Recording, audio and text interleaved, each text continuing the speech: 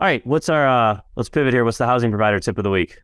All right. So the source of income is being added to the Illinois protected class this year. Now, source of income was something that was already a Chicago law for the fair housing. I believe it was Cook County as well too, and then Naperville's had it for about 10 years now. But basically means that you cannot discriminate against how people earn their income so long as they can prove it. So as far as this is a big thing conversation around Section 8. So Section 8, a lot of people, when I first got into this, basically the listing just said no Section 8 housing. Sorry, no Section 8.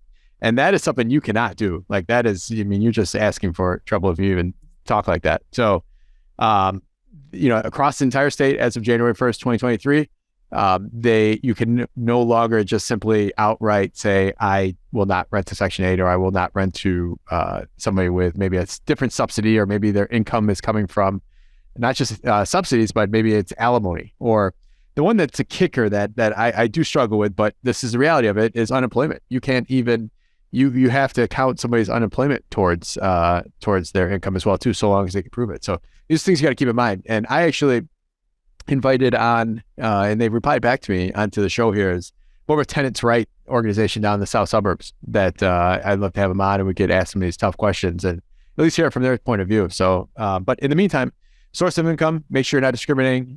You have to make sure that you're counting all income that can be proven against it. And another one of those was, tips and stuff like that. That's another kind of protected person that falls into that class. You can't just say, because you get tips and they're inconsistent, I can't count that revenue. You have to figure out some sort of formula for averages or whatnot. So, but yeah, protect yourself. Make sure fair housing is one of those things that you're guilty until proven innocent, and it's pain in the butt to prove yourself innocent and jump through a lot of hoops and a lot of time. So just be careful and try to avoid putting yourself in those circumstances.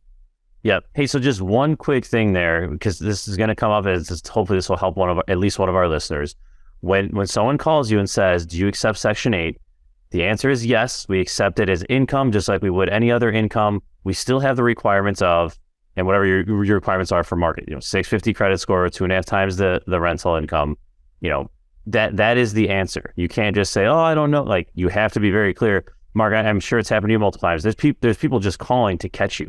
And when you say, "Yes, you do," and they just hang up right away. Like, you're literally people just calling to catch you in that.